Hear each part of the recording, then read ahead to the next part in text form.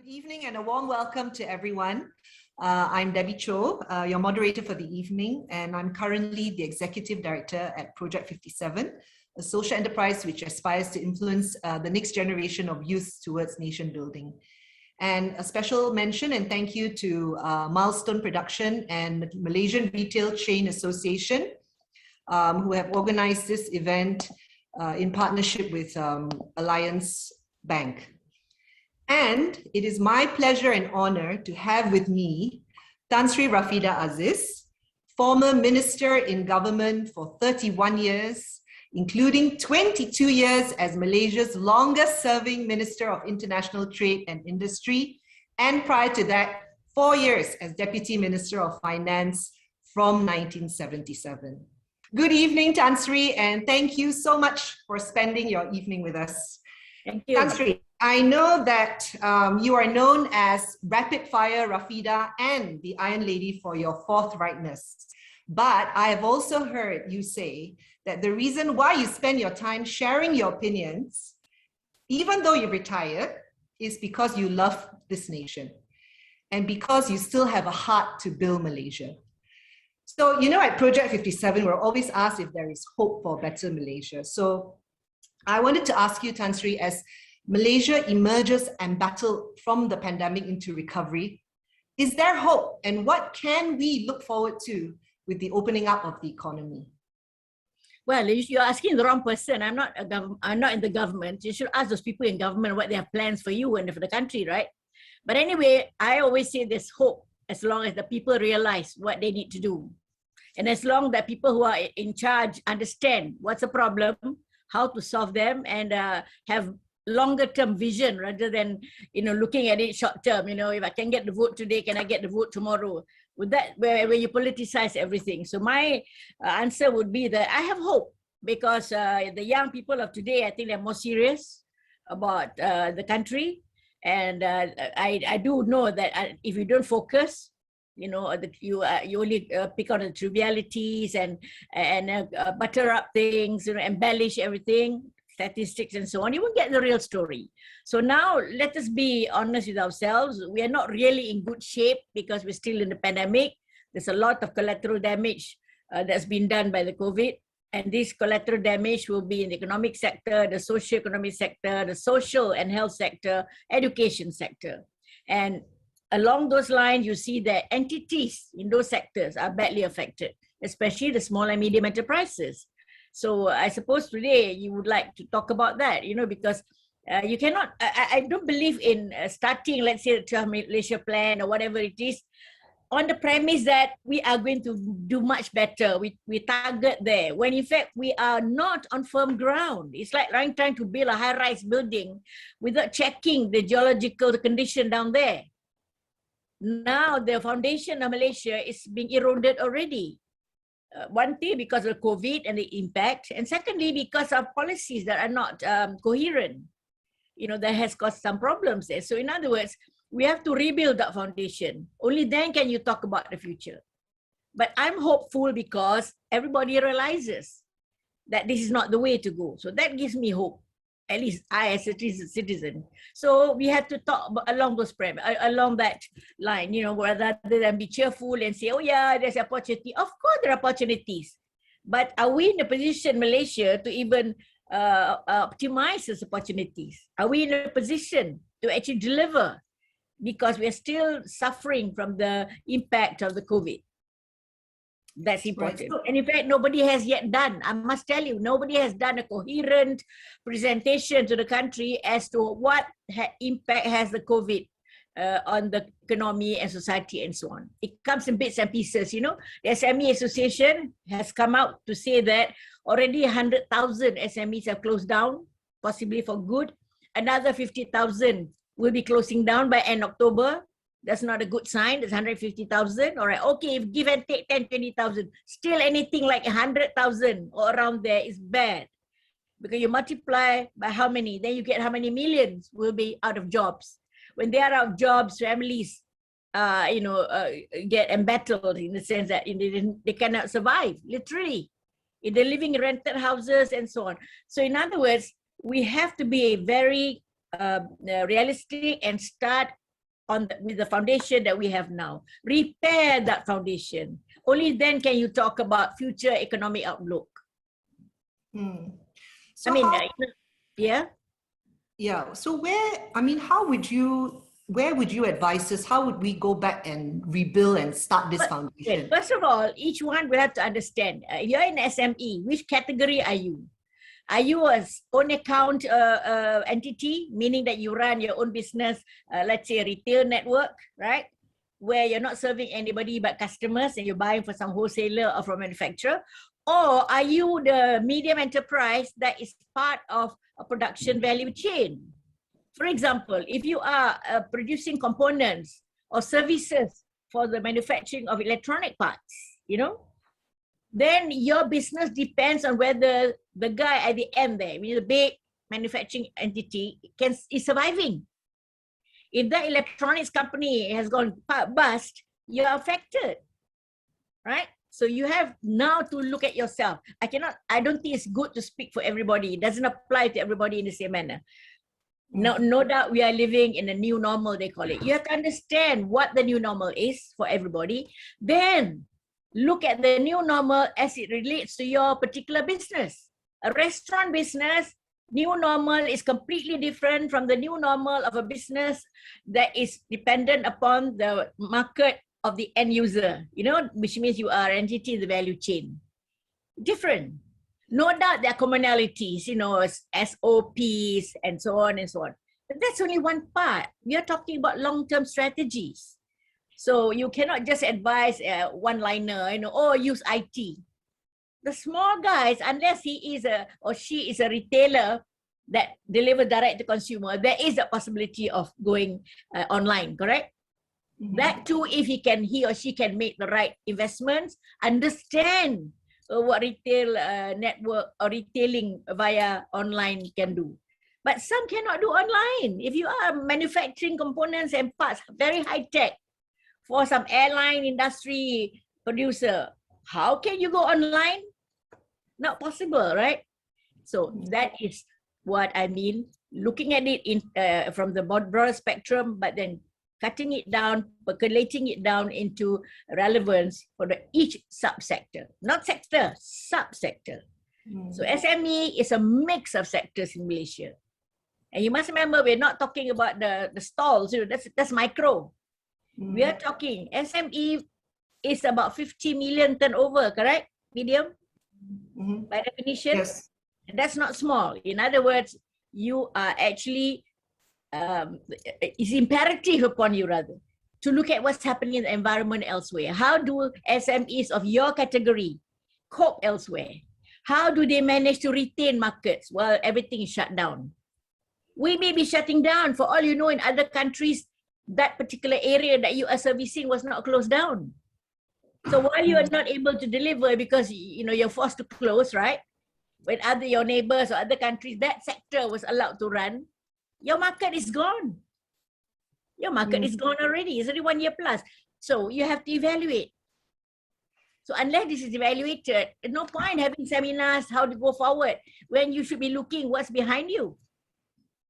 Right. Like I said, like, you can plan, have an architect to plan 20-story building, but you don't even bother to get a geologist to look at what's underground there. Can you do the piling? All right. Is the ground solid? Is it brittle? Is it water there? You see? So you have a tough Malaysia plan that tells you A, B, C, D, E, F without looking at the baseline first. Yeah, we'll grow at 5%, but what was the baseline? Was it 0? Was it -3?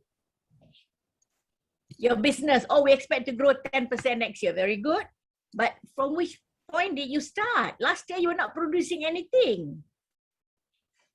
So my bottom line is be real. Especially business, be real. Do your analysis properly before you even talk about future economy. This present one. Some people got to do post-mortem because they're dead already, the business. But some still, you know, moving around, fine. Do an analysis so that you can put in whatever necessary. If it's IT programs, so be it. Changing your delivery system, so be it. Improving your technology process, so be it. This now is the time to do this before the year is out, you know. They have this 3 months or so to actually analyze. Right. Because many have so long.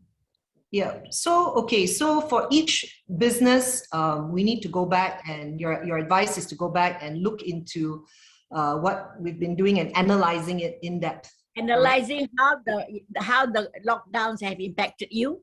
Yes. Where it has impacted you, and how do you remedy that? That's first. Give yourself 1 month or so to do that. Right. Bearing in mind that there are ways moving forward once you got this right. Right? You have to relook where you stand in the value chain, like I mentioned just now. Look at what other markets are open. If you are always in this Malaysian market, isn't it time for you to go out of Malaysia? Or if you're too small to have that resilience, to have that capacity to service a bigger market, would it not be time for you to find partners? Joint venture partners amongst yourselves. Instead of having a $2 million business, $3 million turnover, you can grow it to 10 because you can merge. Now is the time to look at collaboration, because obviously with collaboration, there can be strength. And you are in an association that allows you to pick and choose people who are entrepreneurs, like-minded, and the enterprise that complement each other or strengthen each other. So bringing it out on a broader basis, like as a nation, right? Some of the lessons that we've learned, what do you think are some of the main lessons that we can harness, and so that we can emerge stronger and more resilient? So of course, earlier your advice is to look into our own individual businesses, but also from the nation as a whole. What might some of those lessons be? I tell you what, we all have to learn lessons. So at macro level, macro level, right? Macro is you, us. Macro are the powers that be. Whoever makes the decisions, whoever makes all the programs and put in place the policy measures.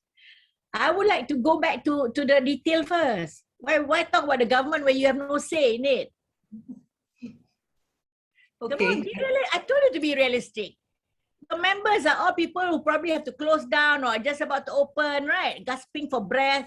Of course, there's some who are surviving. Well done. Very good. You're lucky. So what you need to do now at the micro level first. Now is the time to pause. Where are your weaknesses? I'm sure you've heard about this SWOT analysis, SWOT, right? Normally we apply to industry.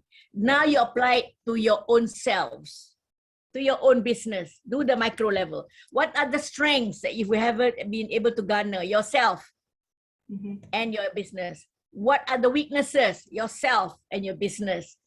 And what are the opportunities? And that one don't even need to be lectured upon. They are everywhere if you seek it out. Threats. These are internal as well as external. Some internal threats, nobody can help you except yourself. Like I said in the beginning, you keep talking about women business is a threat, which means that you're not looking at it objectively. No, seriously. When gender comes in, race comes in, bumi, tak bumi, that's a threat, isn't it? To objectivity in doing business, objectivity in marketing. So these are the things you have to incorporate. Of course, yourself, nobody can help you except to understand that you were wrong because you didn't approach it like this, you didn't do this or something like that, right? Everybody have got different weaknesses and strengths. But your strength you have already, otherwise you wouldn't be in business. So build on that strength based on the new imperatives in the marketplace. What do you need to do more to become stronger as an entity? And this collectively you can think about it. I'm not going to lecture to you, but within the association, have sessions that deal only with that. Managing in crisis, planning in crisis. Be more practical. I'm a very practical person. I can talk theory for hours. I was lecturing for 10 years, so lecturing is not a problem, but it's doing it for you that's important. I can just advise, but are you all prepared to sit down and seriously look at the SWOT analysis impact on you and your businesses? And I tell you, once you get that going, in the shortest time possible, you'll be able to be ready once the economy opens up again and when borders are lifted and markets outside the country can be assessed again. But right now, let's not moan and groan. Now is the time to prepare. People like me can moan and groan because I'm not in business, So I moan and groan and tell the government, you know, this is wrong, that's what's wrong. Coherence and, you know, their planning lah. So the planning of the government should filter down in terms of impact on people like the SME sector. So Tan Sri, during this time, you know, also there's more awareness lah, even amongst SMEs and corporates about issues such as sustainability and oh yeah, wait, that's something I'm coming up. I'm talking about food. Okay. First of all, before you go that far, just talk about now COVID and post-COVID first lah, step by step, okay? So once you've done your SWOT analysis, you're ready for the next phase. Now, what does the next phase mean? One, that is what is globally called as the new normal. And the new normal is not about SOPs and 6 feet apart or that, you know, that's health-wise, right? That's about keeping healthy and safe. The new normal now are ways of doing things that have changed. Like conferences like this, you don't need to rent a hall already. You can gather thousands of people, right? Yeah. You see, that's a new normal for those who are mounting all those conferences before. They don't need to have lunch, dinner, whatever, right? No tea break, nothing. Yes. Just straight to the point. Actually, that's a new normal for one sector. Then I told retail. Another new normal is to add on in-house dining with delivery. We can be a regular source of income once people get used to being delivered and get the food. No need to go to the shop. I'm talking at retail sector, but then you go upwards. There are many ways that people have to change their business models in order to suit into the post-pandemic new normal. Okay? Now, after that, the imperatives of the marketplace have changed and continuously changed, even with the COVID. For example, we now have this 3 P's bottom line. Have you heard of that? Yes. Right? The 3 P's bottom line is profits, which is, I don't have to teach you, like, you're in business, not for charity, to make money, right? Or the financial bottom lines. Second bottom line is people. The marketplace globally, regionally, even in Malaysia, are very concerned about how you treat people. Your workers, wages, women, no discrimination, no marginalization. So if you want to make quick buck and employ some illegal workers, you're going to get into trouble. And if you're going to export, worse trouble. Maybe you can get away like in Malaysia, you know, for a while. But once you export and they check on you the traceability, you find that you'll be working using illegals and paying them minimum wages below what is acceptable in the country, you're dead. Market for you is closed. You know, this happened in Bangladesh, remember? Adidas and all that had to pull out. Okay, so that's the first, people. Then you have planet as a second. Planet, that's where the sustainability comes in. Where you're not just looking after yourself, your workers, but you're also looking at the environment within which you operate. If you ask somebody, your business requires exploitation of minerals, exploitation of some resources that finally gets processed to make whatever you do, furniture, right? Or even jewelry like Pokong just now, sourcing diamonds and sourcing gold. Now people have traceability that looks at how that mineral, that basic resource is exploited. Not in Malaysia only, but overseas. How did you get your timber? Was it through sustainable timber development? Meaning that you don't just fell all the trees and leave it like that for erosion to come in? Or is there stewardship of the forest? Meaning that you fell all the timber, replaced with new forest, planted forest, that is. Meaning that the soil is intact, so that no water goes into the river and you know, kill all the fish, and forever there's no more river. This is sustainability. And exploitation of minerals to go into your jewelry or whatnot. You know, your members, I saw it, you know, pokok macam-macam kan, baju. You know, polyester and so on. It's no longer vogue, right? So these are the things that are determining market acceptance today. Even in Malaysia, it's beginning to show. What more outside, right?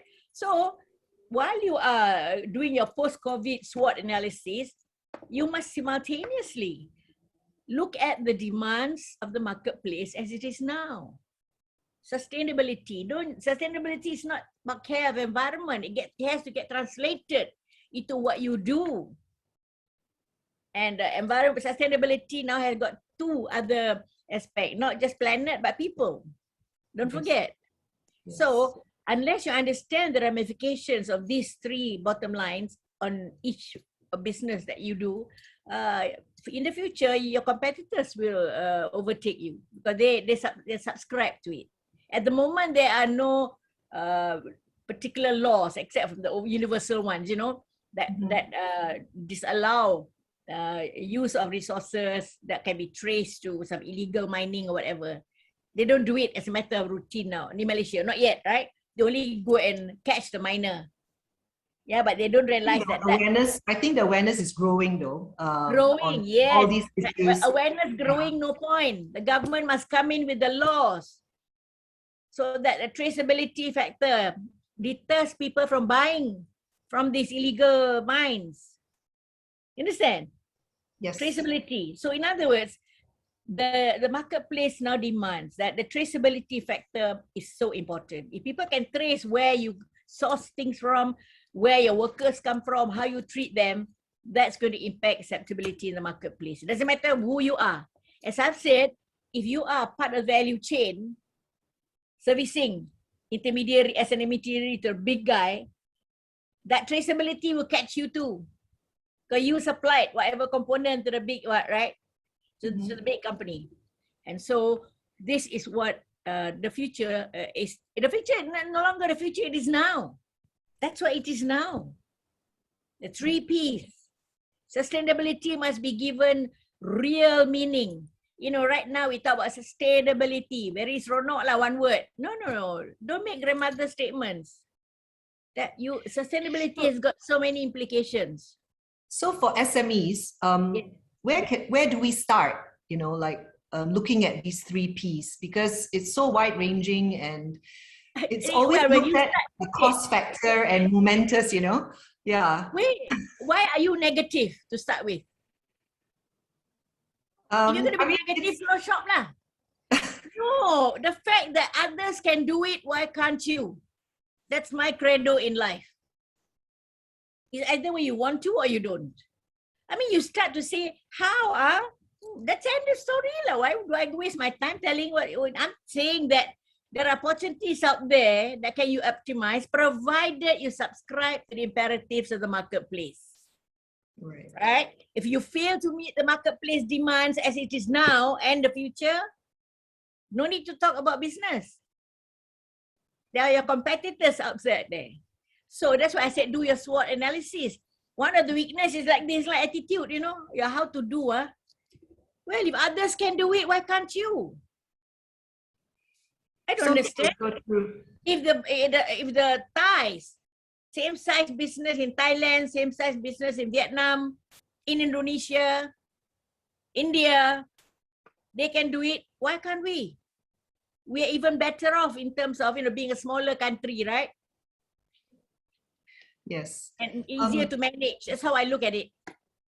We had a head start, but now we move back already lah.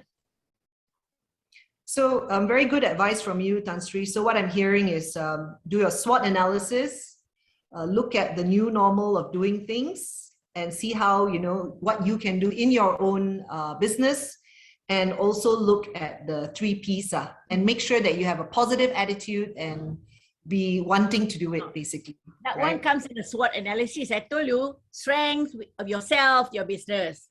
Weakness, yourself, your weakness. Didn't I say that? I want to repeat, isn't it? I didn't say business only. I said you, because it all begins with you, the entrepreneur. Right. Your mindset, our attitude and mindset. Yeah. And your workers will see. If you are a negative attitude, apathetic, so your workers and your staff, they see you energetic and willing to gung-ho to move forward in the right way, they will be motivated to go gung-ho too, right? Because they know there's a future for them. You get bonus, salary increase. So you get translated into human terms. But most of us want to do theory. You know what I mean? Have forum, seminar like this and then go back, enough. Hooray, hooray. No. Go back and do it. Go back and, I mean, don't be shy about ticking off weaknesses. Don't be shy about identifying weaknesses. Unless we rectify the weaknesses of ourselves, our team, and the business, we can't move, right? It's not about business only, even governments, any organization. The SWOT analysis is so important. It takes you back to where it should be. Tan Sri, about the 12 Malaysia plan, which I know you mentioned earlier that, Yeah. well, I just want to know, what do you make of the plan, and maybe it's some a plan. input from you. It's a plan. It's a plan. As I've said, some of those things have a very weak basis. You work on figures, look at where the base starts. We are from a minus stage, The plan should enable us to go to the positive stage first before looking at the growth in any area, right? There's nothing to show how you're going to treat the unemployed. According to statistics, there's 7 million unemployed now. I didn't say that. There's statistics that show, Nobody, I don't see in the plan, right? Did you see how you're going to give jobs to the 7 million? Yeah, I mean the details lah. Exactly, the plan must have details. Look, I've been in government, I told you over years, right? Don't know what Malaysia plan we're doing. We always make sure that the details are there. Not just one-liner, not just 2 paragraphs, sweet talk. For example, you want to build these homes that you can own. Who's going to buy them? Those people who could afford to buy are now no longer able to afford them. Why? They're out of jobs. Their own present homes, they're renting, they can't pay. Has anybody done a survey before doing that? Before announcing you're going to build how many thousands, tens of thousands of homes, rent and own? Have they discovered how many analyzed do? It's not difficult to do the study, because we all have districts, remember? Districts, kampung. All you need to do, get the government servant there, the O's office, to do a survey.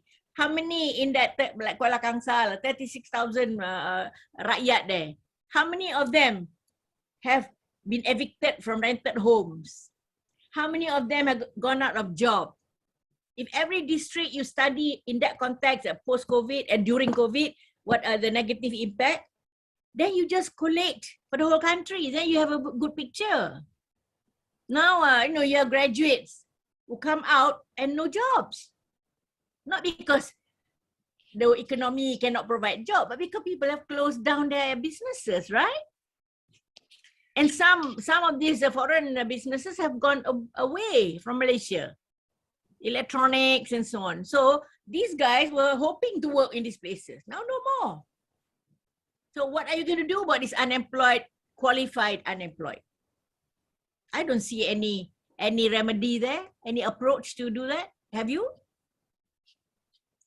But I mean, like, I have, moving on to youths, right? Because you mentioned youths, and also that they are the hope, right? So for example, I have a teenage son who's in college, and then he'll be going to university and he'll be entering the workforce.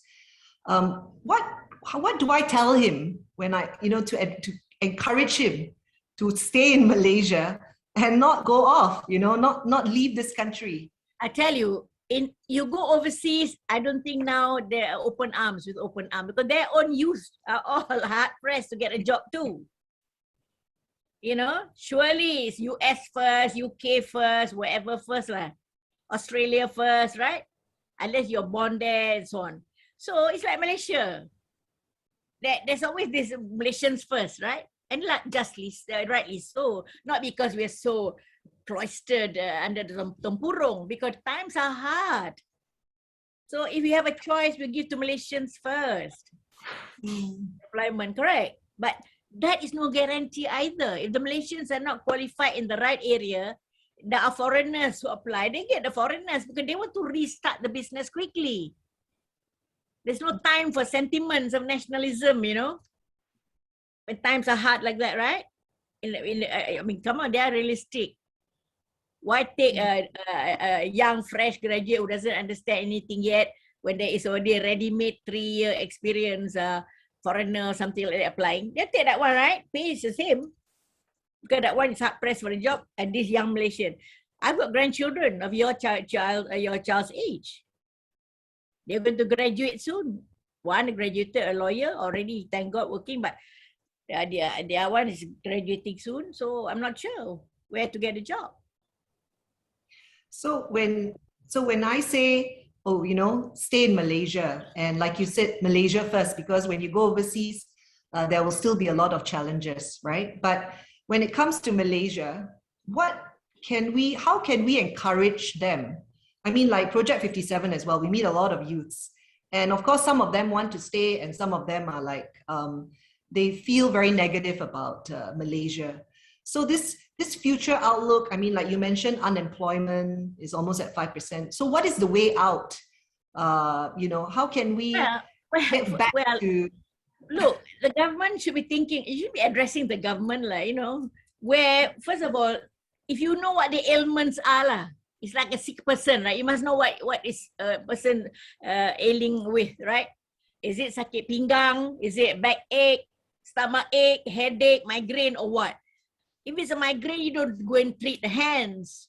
It's a broken bone, you don't give aspirin, correct? Stomach ache, you don't, you give the right medication. In other words, it must be appropriate. So now we're talking about employment. It's not about you know, new employment. It's about getting people re-employed. It's a big difference there. Right? The unemployed, the retrenched at all levels. That's the one we should be catering for.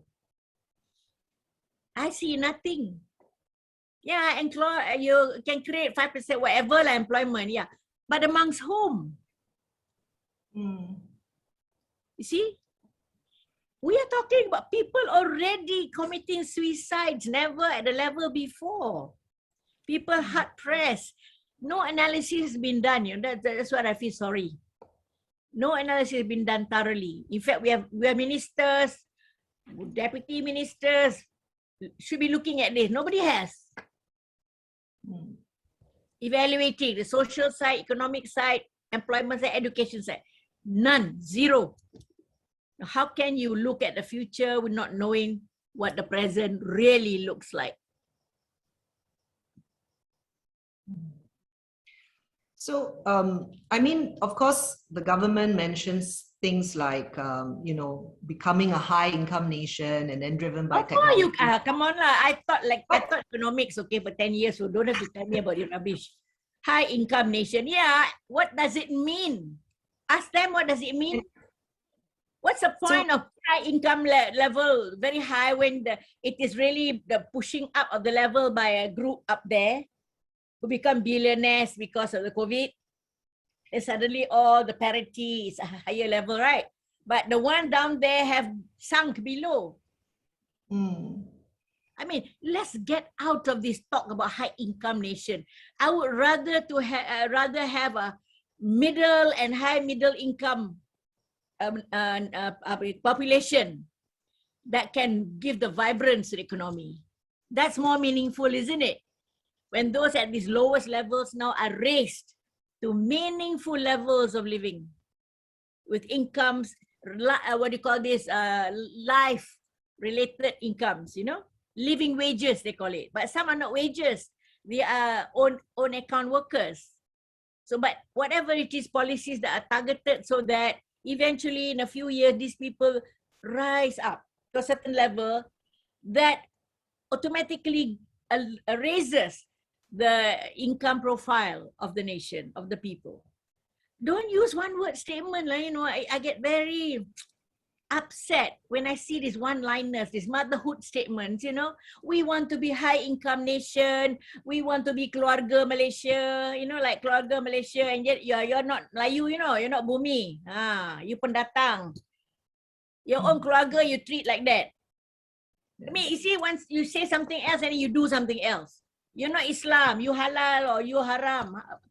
That's not the way for Malaysian. Even your adopted child, you say, that's my child. You see, No, because I don't like this one motherhood statements all over. No. Totally Why? understandable. No, Totally wait. understandable. Because when people only read motherhood statement, you give them false hopes. Yeah, False totally hopes. understandable, Tan Sri. I wanted to also go a little bit into the Q&A. So if anybody has questions, please Yeah, put you it can on project it there. Yeah. share, right? Yeah. Yeah. But before we do that, I just want to touch on women and your advice to women, right? Especially the younger generation, because earlier on also you were talking a lot about the right mindset. So women, how can the younger generation, right? Like how can I tell we you what, equip I already told you, let's get gender out of the equation, okay? Let's get Right. gender, race, and faith out of any equation. When you do that, this country will move forward. Okay, you promise me that, I will talk. Because the moment the factor of gender, race, and faith comes in, it distorts the whole picture. And that's where all the aberrations come in. Even corruption and bribery is made halal if it's mutually agreeable to each other. You see, they distort religious teachings to suit their nasty deeds. Now, so going back to this gender, don't talk about women, talk about business people. There's no difference between a woman or a man in entrepreneurship, right? It's you, the individual. As I've said, nobody cares who owns the shop, who owns the product, who makes the product. They don't care. They look at the product, the value for money. Correct. And whether subscribe or not to all the rules, whether it's poison schedule, like you do cosmetics, whether all your cosmetic products are adhering to the Poisons Act, right? Under schedule, you mustn't add this, mustn't add that. These are the things people want to know. They don't care whether it's a man who makes who cares? Did you all know that Yves Saint Laurent is a man? Did you ever stop to think? No, right? Talking about brand names lah. Did you know that Bata is a man? Because I met him. I met Bata. That's why I can tell. So these people just become successful. So why are we harping on the women? Okay, forget it. So now, what the young people, the young Malaysians, whether man, woman, whatever faith, whatever religion, whatnot, doesn't matter. The young Malaysians have a lot of things going. Why? Because they're living in an era where the support facilities are available. ITC, ICT rather. Mostly IT lah. Huh? The communication is different. Talking about IT. The whole spectrum is up to them. They want to learn or not. Right? And apply it optimally in what they do. Even in studying, add on. You need tuition sometimes, to get new knowledge. They can even teach the teacher. After all, you can Google everything. My God. Correct? All the technicalities is all there in front of you.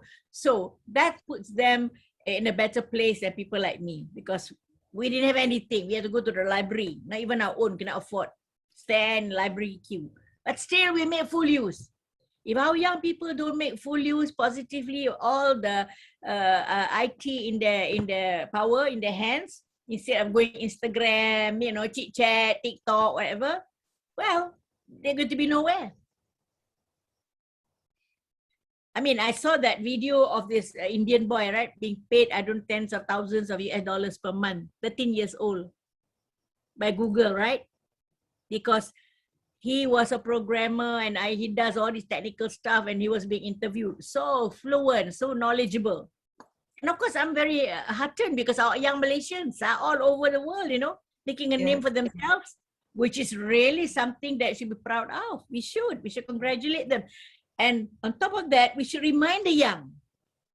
Tell them, hey, look, your colleagues, your contemporary, you don't know her, you don't know him, but they're doing well in America, getting international awards, which means that they have availed themselves of all the support facilities there. And I don't mean support facilities, scholarship, I don't mean that. I mean as afforded by IT, right? And all these newfangled approaches to acquiring knowledge and skills.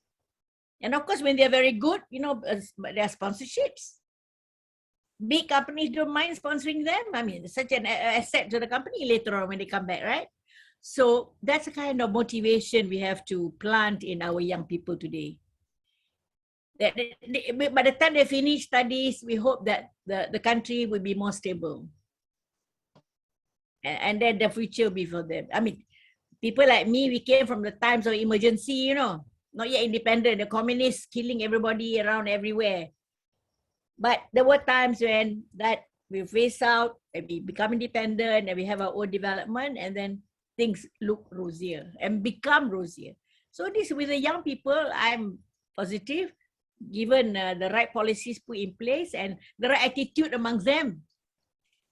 You know, it's like having a nice dish in front, they don't eat. What's the problem? What's the point?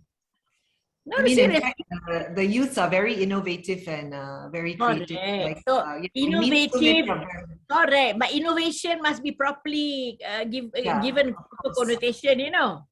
Yes, yes. Innovating, creating some rubbish and nonsense, tak payahlah. But innovative in enhancing knowledge and skills, please do it. We're not interested, that people are not interested in how many A's you get now, you know. After all, universities are giving out 600 over PhDs in 1 year, so who cares about PhD anymore?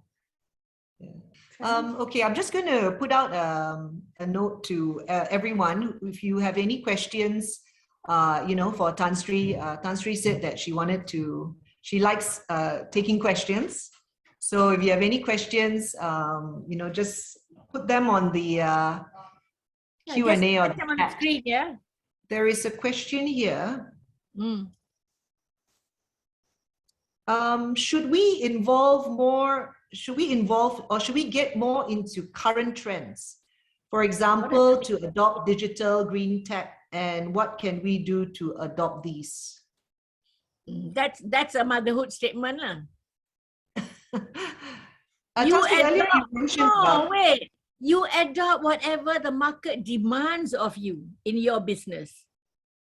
You know, green tech is one motherhood, two motherhood words, which means that it's just a nice, you know, happy birthday. You forget to ask how old. Correct? Happy birthday. 100 years old, 10 years old, doesn't matter. Happy birthday. That's not it. Understand what that green technology entails in your business. But how do we, okay, from the motherhood statements, right, Tan Sri, how do we translate it down into something real? First of all, understand how it is relevant to your business, your sector. And I told you already what it all means. So sustainability, 3 Ps, remember? That's what the green technology involves. Because the moment it is about care for the environment, then you must look at how processes are being performed in your kilang, your factory. Do you have your effluents, all the dirty, toxic waste going to the river, to the drain first? Correct? Is your chemical mixture not being kept properly? Somebody takes a lorry and just dump it into the sea somewhere, or into some rubbish area and kill off people as well, you know, or some toxic waste that's not managed the way it should be. Process is one thing, but residuals, you see, so in your industry, you have to check. You have to understand from A to Z what is the what's involved in your process. So in other words, if your old technology produces a lot of toxicity out in the effluents, it's time to change. If your old technology is not efficient, which uses a lot of electricity, right? Consumes too much water, strain our environment or your cost as well, find the latest technology where substitution can occur. So the process is more efficient and cheaper by far, and not costing anything to the environment and to the people in the environment. So that's how you translate it, not one motherhood statement. At my level, I can have one motherhood statement. I'm not doing your business. But it's wrong for me to even say that. I'll be irresponsible. I just say, oh, green technology, my God. Then I get away with it. Cannot. Someone asked, are electric cars the way forward? We've had electric cars for a long time. All the electronic buggies at a golf course. I was playing golf for 20 over years, right? we were using electric wagis all the time, no noise, nothing. It's not new. It's just that today the electric cars are much more efficient, right? They've upgraded the technology such that it's more efficient and it's more environment friendly. And of course, it's more expensive lah. But obviously, over time, when the demand picks up and the market is so big, all the prices, unit price will be going down because unit cost will go down too. But please don't try to make your own electric car lah, because there are others ahead of you like Tesla and all that who spend millions and hundreds of millions doing the technology and research, and they've come up. You just want to start like it's like having a trishaw lah, electric trishaw lah. I mean, some of us don't even think that way, you know, and then ask government for grant. We are not in the business of asking people to reinvent the wheel, surely. Okay, Tan Sri, there's another question.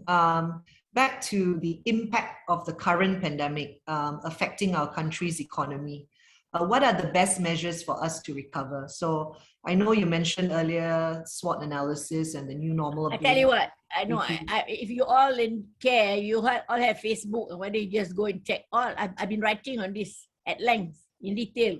My Facebook, Rafidah Aziz, Malaysian citizen. You can read it in detail. But in short, I just say that, first of all, look at what the impact has been on the health side. You know, the COVID infections, how many deaths and all right. Secondly, what the collateral damage. I use the word collateral damage, easy to see. One, as a result of economic lockdowns, what industries, what sectors have been affected? How were they affected?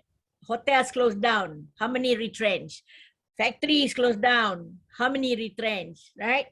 And not just that, along the line, as I've said, there are people who service these industries, all the intermediaries, have they closed down too? Again, how much employment? How much affected effect on the GDP, right? Which means that they're going to be bringing the GDP level down. And you go down all the subsectors, export-oriented sectors. How many have asked, because they were told to close down for some months? I have people who were asking me to help because they were producing the steel structures to Singapore. And they were told to close down, when in fact they have a contract to fulfill. They vaccinated all their workers, but still cannot. That sector closed down. And these buyers in Singapore are saying, hey, we have this construction going on, you know.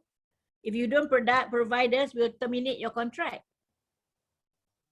Does anybody analyze how many of our suppliers like that are affected because the lockdown, lockdown, lock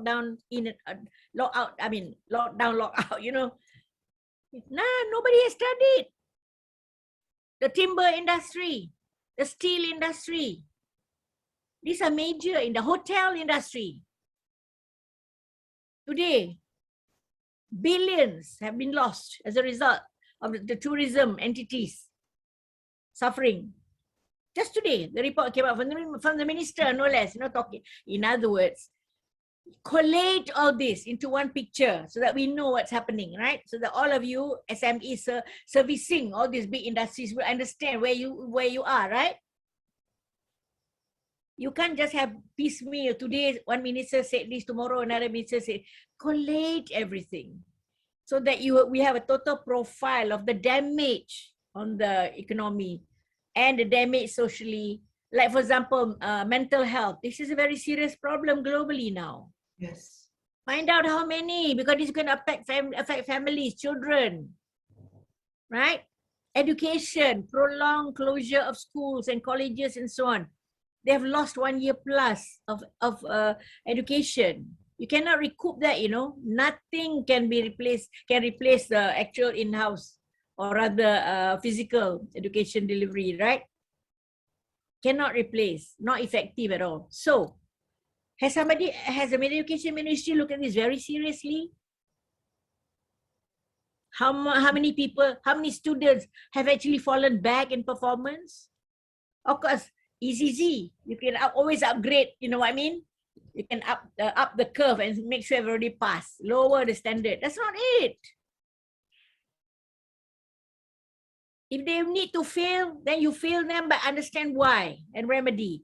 Otherwise, you get failure grade being given B. What's the point? And then they go to the marketplace, they fail in the interview. Nobody takes them. Double frustration. So these are analyses that needs to be done. It's not done. Not too late, must do. Because you're going to employ these people. Correct. Yes, our youngsters, right? There's a question also talking about our youths. What do you think our youth strengths are? So like, we're going to be employing them. Like, for example, is it the fact that they are multilingual? What are some of the things that... Well, let me put it this way. No, first of all, they should have the motivation to work, right? Very, very important, that they want to work, they want to earn their own living, right? Meaning that they have the education, they want to learn. And then there is that, apart from motivation, we have the facilities to enable them to enhance the skills as they go on. I told you ICT is a very good facilitator. Then thirdly, there must be within the economy itself, entrepreneurs who are willing to take these fresh graduates or fresh college graduates or university, whatever level it is, and be prepared to make them learn extra. Maybe they're not highly familiar with computers, okay, because they're busy studying other things. Give them a bit of coaching classes on computerizing, digitization of some of the processes that involve it in the work. Not everybody knows how to do it, because computers may be very well used, but not for all these things. It's used for IT, for Instagram, right? Facebook, correct? Or whatever, TikTok and all that.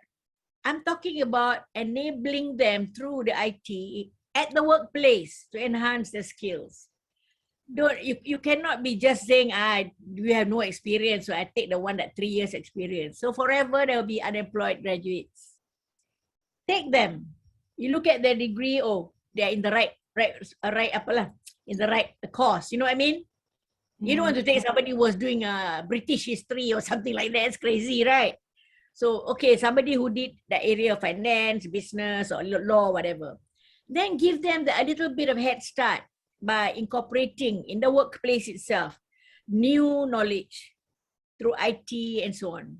Guide them, not because they needed guidance, then they're stupid. No. Because there has been this almost 1 year and a half, or not 2 years soon, right? Of interruption of education. Give them that benefit. Because you see, I'm not just talking motherhood, I'm talking about based on reality. The COVID has diminished a little bit their capacity to bring up their skills level. So you should you as an employer, take them. Doesn't matter, they're fresh. But you should be doing some, what you call social responsibility to enhance. Otherwise, these guys will never be able to compete in the marketplace. It can be done. Talking about employing them, but now I also see there are a lot of young entrepreneurs, right? Upcoming, and very good. They're leveraging on digital and technology. There's a question here about how can young entrepreneurs be more competitive in the international market area? Let me put it this way.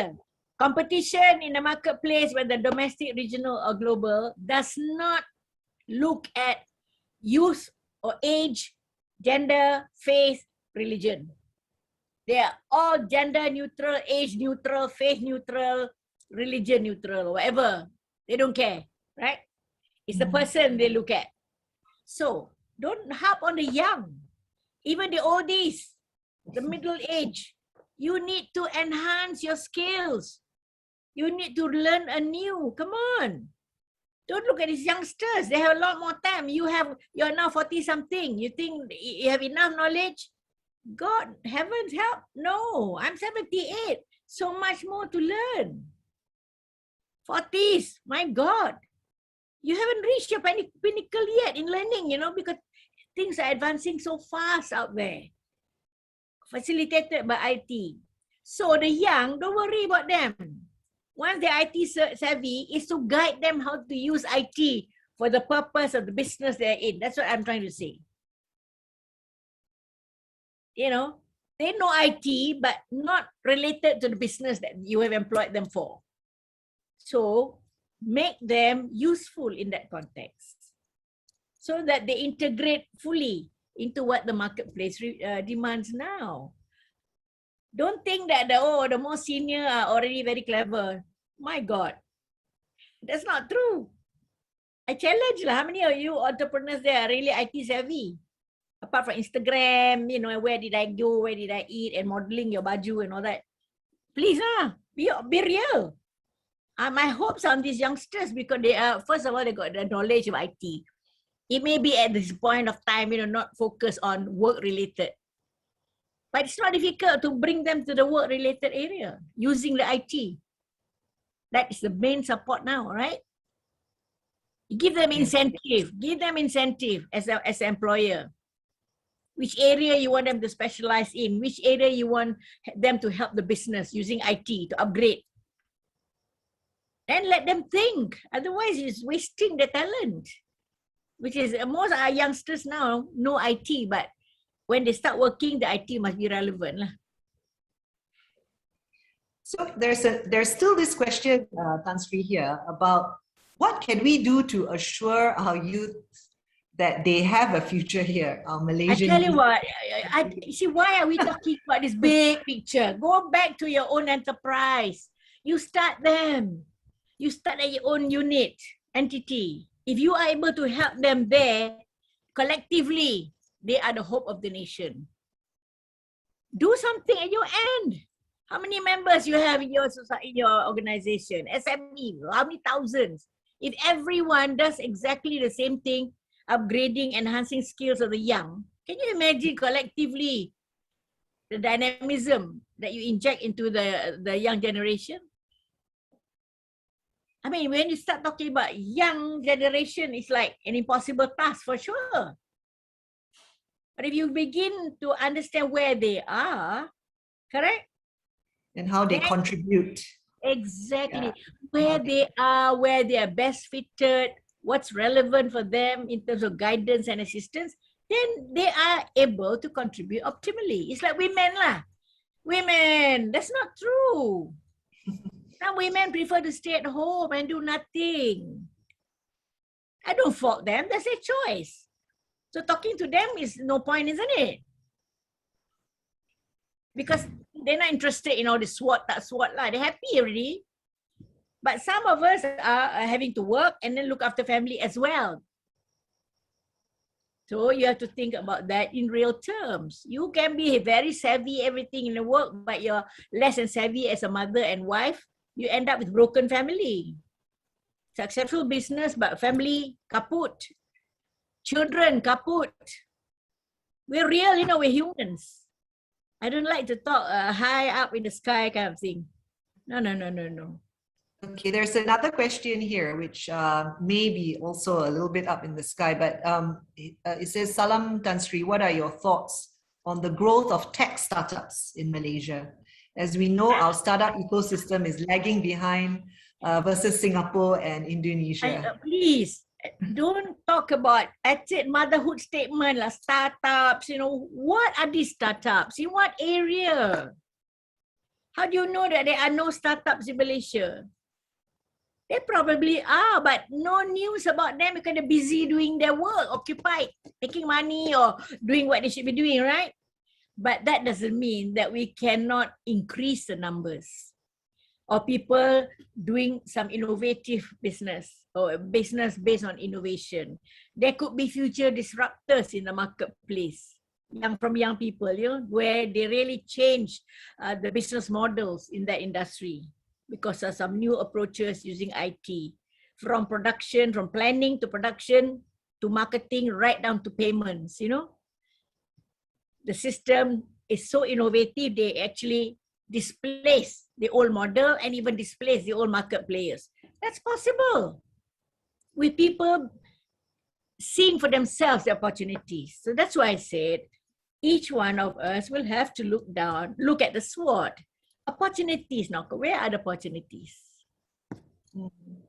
I mean, I need 3 hours to talk about this, but SWOT is enough to cover the things you need to know to start something that's viable. You may have all the biggest plans in the world, but if you're a weak person, you can't make decisions, you're dilly-dally, your time management is very poor, right? You're not being able to control your human resource, right? Your delivery of products will be slow, not according to schedule, things like that. Oh, you're busy as a woman. Busy, busy, busy. I hate the word busy. I don't use it. Everything is busy, Instead of saying you're occupied, you're busy. Watching TV is also busy. So again, these are the weaknesses, human, but you minimize them. Sure, Tan Sri. Okay, shifting the conversation to the education system. Yeah. Right? There's a statement here that it looks like our education system is not building us for the future. And do you agree? No. That we should revamp? It's moving us backwards. Yeah. So you agree that we should revamp our education system? No, I just said it's moving us backwards. We got to, no, wait, let's not talk about the word revamp. Let's start afresh. Let's start with a new normal mental attitude, where let's look at what we have, what we need to do in order to deliver equitable education to all the young people in this country. And which means that it should be Malaysian education. Curriculum that cut across the board, where you teach the same things everywhere so that nobody is given, different levels of education such that there's a hodgepodge of people coming up for education system. Secondly, the content of the education have to be re-looked seriously. We should not have things like religion and all that be made exam items. They should be learning, off curriculum. You know what I mean? You should have moral and sociology off curriculum, religion off curriculum. It should, like my days, we have art, domestic science off curriculum. It comes in the evening, But the curriculum itself is basic. Those days, basic, in other words, what you needed to learn. So today, what is the basic that you need to learn? Look at it. Look at it. Where the experts know, they have given a lot of reports to the government. I know. So go back and look at the report. Don't need to reinvent the wheel. People know already what they need to do. So delivery, content, and tweaking it or adjustments made for the future. But all told, there has to be that heavy content of IT delivery and IT modes, because that's the way education is going now. Okay, Tan Sri, thank you, Tan Sri. There's this question here about what is the first thing that you would ask the present Minister of Trade to do right away? I'm not about to teach people. The former Prime Minister is my student, so good enough already, right? Yeah, Mahidin Yassin, my student, 1975, university, I taught him. What I'm saying is that a minister should not just make statements. Look at the facts, be real. Don't talk about tens of billions of investment when you know that the investments are not there yet. Just because somebody says, yeah, I intend to marry you. No ring yet, Not even engaged. 2 days later, broke off already. So I would like to see us being realistic about figures and statistics of the economy and so on. Because unless we have right figures, right statistics, you cannot plan properly. It's like giving false hopes and building upon unrealistic foundations. That's all. Be real. If you know that investments are tapering off and all that, admit it, and let's see why people are not investing anymore. For example, Malaysia, my second home program, doing very well. Then you change it so drastically that it is not going to be welcoming people anymore. You want to make money out of them. Must have money up front. How much and so on. You're not doing business out of it. You're trying to get people who are retirees to come here, live here, buy their homes here, spend here, help to generate the economy. And they're not your little small people. They're people with money, but you don't have to force them to say you must bring in X million. You think they want to be forced to keep money here? When they just make Malaysia a second home, they don't stay here for the whole year anyway. They come here during the winter time to get sunshine. But at that time, they're spending quite a lot. We've been doing this for decades already. Why suddenly want to change? So this is what I mean by, you know, when you have policies that do not match the reality and policies that hinder rather than facilitate.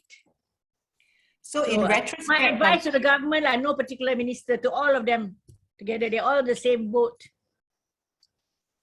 In retrospect, Tan Sri, right, what was the best thing that you did for trade in Malaysia, you think?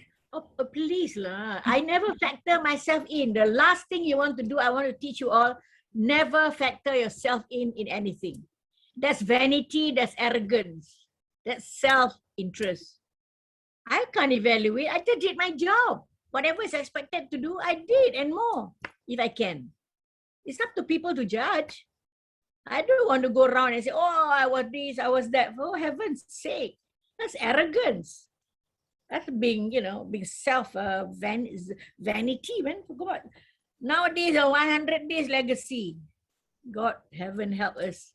People, you know, are there for 30, 40 years. They don't even think about legacy. Here, 100 days, you count legacy. You see how our standards have gone so low? It's like a business person lah. Wow, 1 million turnover, your empire already. Your bank loans are 2 million. You know, the media. Oh, she has a business empire. He has a business empire. Turnover 2 million. Debts 3 million. You see? Wrong premise, wrong basis. So that's what I'm trying to say when we talk about economy and so on. Everybody in the government, please be real. It does not matter. It's no shame to say our economy shrank. It's no shame to say we're not getting investors, because people understand. Even the investors themselves are facing problems, right? But when we drive them away because of stupid policies, we deserve it. Like this, Malaysia, my second home. It's really a stupid new policy. They deserve it. If people badmouth Malaysia and say, never go there, lah, they change midstream their goalposts. They deserve the blame. We deserve to be blamed. Or when we have rules that are so tight that it's not worth investing here. You know how many percent bumi, tak bumi. But this is ridiculous. The year 2020, for the sake of God. NEP should have finished already by year 2000, correct? It's a 30-year policy. Now you go on to 50 years policy. Now 51 years. I was sitting next to Tun Mahathir when he launched it, you know, new economic policy. The new, Vision 2020, new economic policy. I was already there, but that time Tun Razak was Prime Minister. I was already inside, involved in little way, small way. But what I'm saying is that it was supposed to be ending long time ago, right? Now extended 2021, we're still talking about it. And the marketplace doesn't understand race. Unless you are serving in a bigoted society, a small group lah, you know, where everybody says only we, nobody else can sell. There are communities like that, not in Malaysia lah, but elsewhere, you know, a caste system. We're not. So don't bring in this extraneous matter, you know, into the future of our economy. Only then can we succeed. Okay, Tan Sri, there is a message here, greetings from Madam Kwan's, an old brand that learned a great deal during the pandemic. Yeah, at this juncture, as the country is opening up a bit, we see a gap on unemployment and unable to hire. What do you think that gap represents? You mean no people? I think difficulty in hiring. Yeah. Well, I don't know. Maybe people don't know that you've opened up and hiring. Could be, you know, because there are people who were in the restaurant and retail, food retail business before who were retrenched and so on. It's time to start publicizing. That's where the Retail Association should start now making big noise to say, you know, hey, many of our people have opened up now and they need workers. Please apply.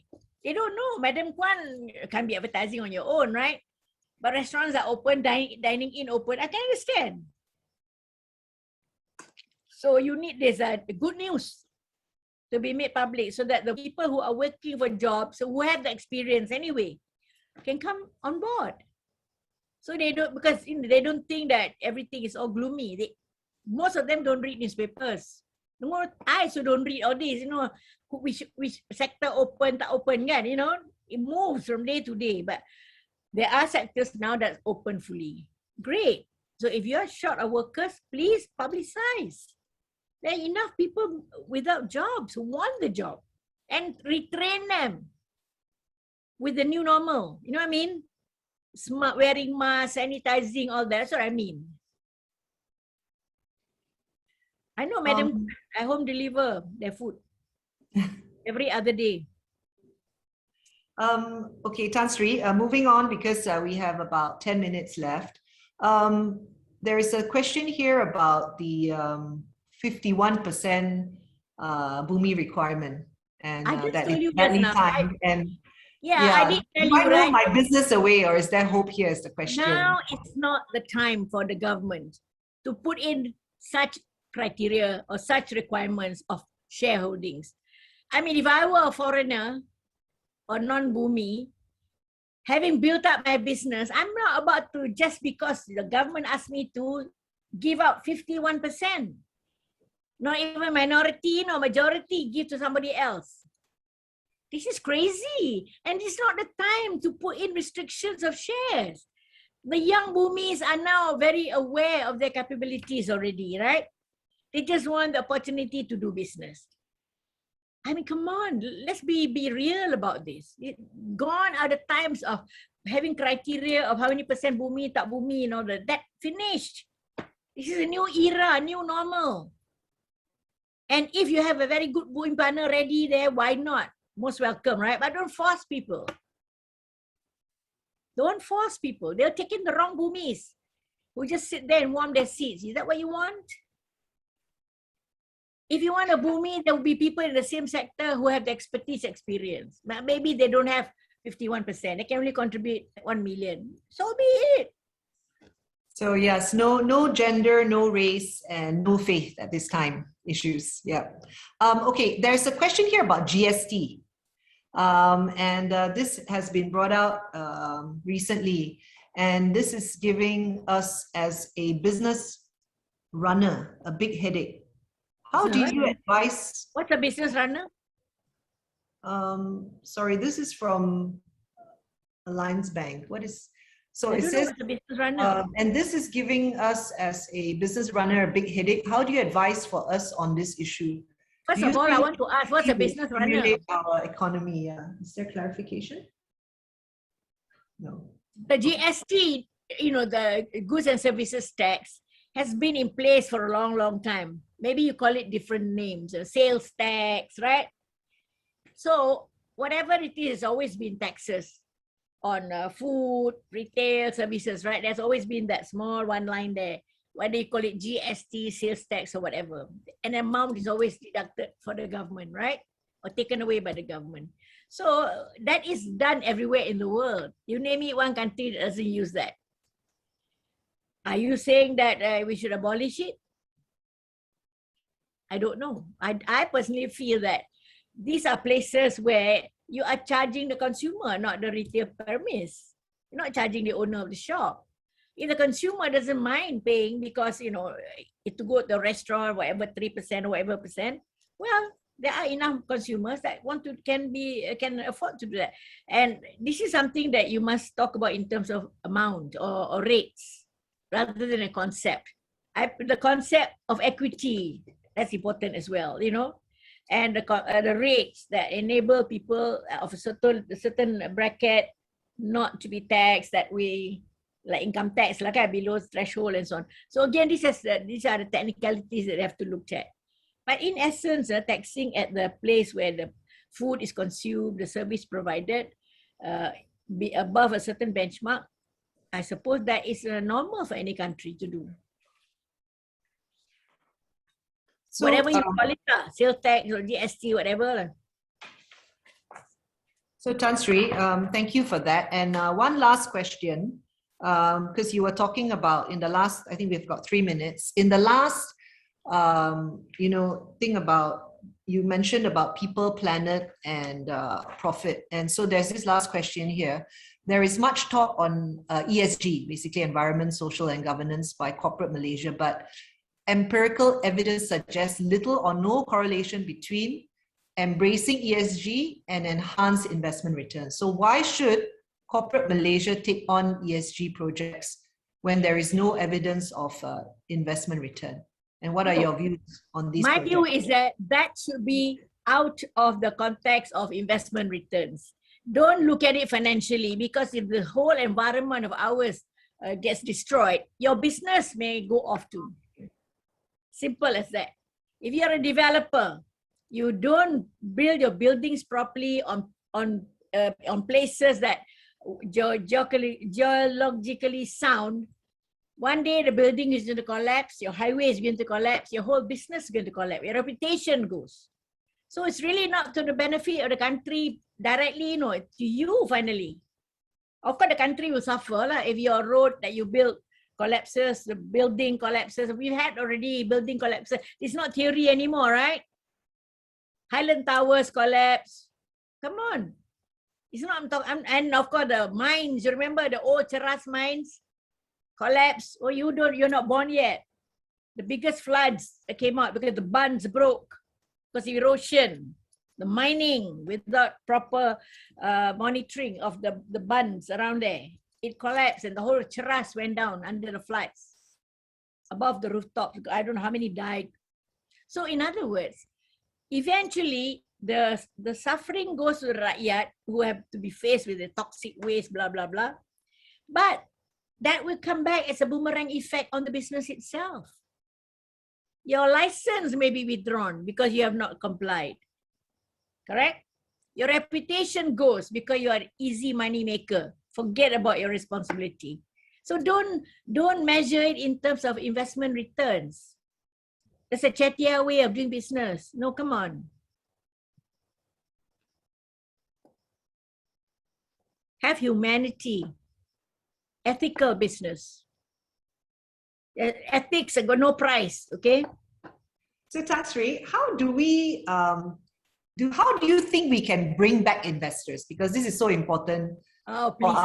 First of all, find out why do people invest in Malaysia. I was for 22 years a minister. What we have to say is that our political environment is very stable. There was a track record of stability. You cannot deny that. Nobody can deny. We tell them that our rules and regulations are always updated to facilitate you. Government is facilitator. They check. Correct. Our costs are relatively much cheaper here than doing elsewhere. I gave them examples. You know, you keep saying in England, even your garage costs more than one condo here. You know, your parity. And there, in the Economist, you can say one garage costs how many thousands of pounds. Here, for that, you can get a huge bungalow. Things like that, you know, you can build a big factory in our industrial estate because the cost is pittance compared to going somewhere else. And we have ready-made human resource, so to speak. I call it ready-made, like they're all there, you know, be graduating from different areas, engineering, blah, blah, all that.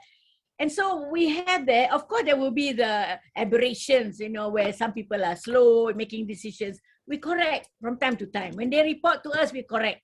Immigration is slow, you know, a permit, working permit, all that. Or even rules and regulations are very slow to be approved, things like that, you know, applications.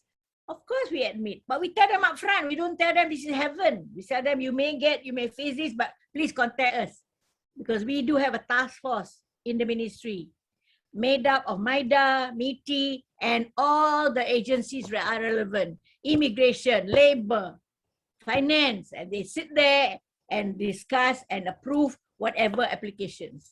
One level, so they don't have to move around. Just one level, one meeting, all approved.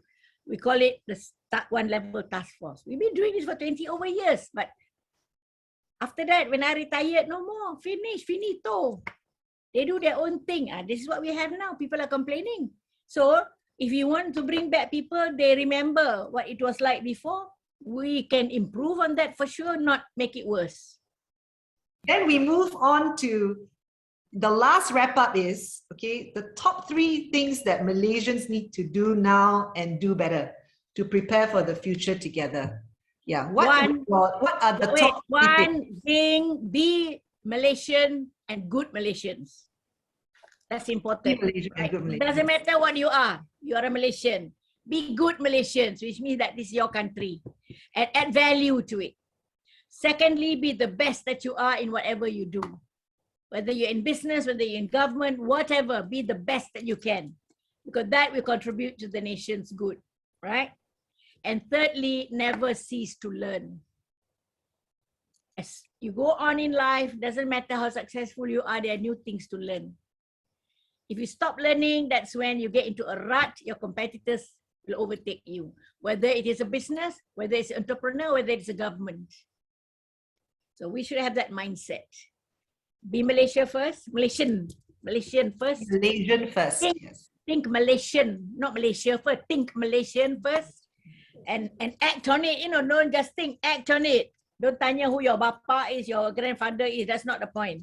Okay, then secondly, try to do your best in your endeavor, but that will contribute to the nation. Whether you're a doctor, you're a salesperson, whatever, do your best. But that generates dynamism for the country, right?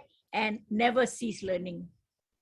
There's so much to learn. If we stop learning, especially when things are around us are happening so fast, that's when we all get into a rut. The government gets into a rut, private sector gets into a rut, civil service gets into a rut.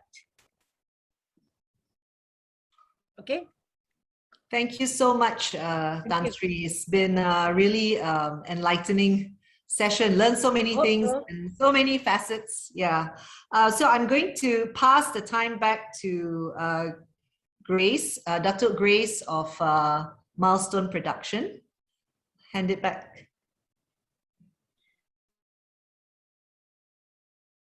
Hi, Tan Sri. Thank you so much for this session. Yeah. Now, on behalf of Milestone as well as MRCA, I would like to present to you this certificate of appreciation, which we will be sending it to your house. Yeah. Unfortunately, can't present it to you in person. Yeah. So this is our certificate of appreciation to you and a memento from MRCA. Thank you so much.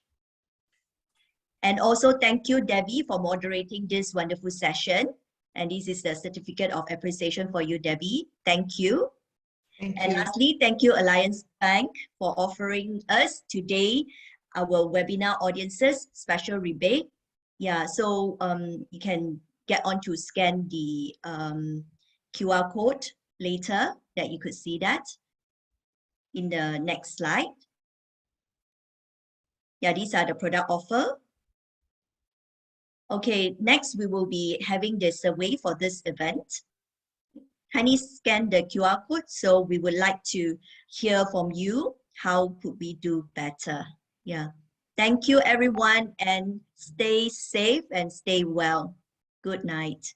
Thank you.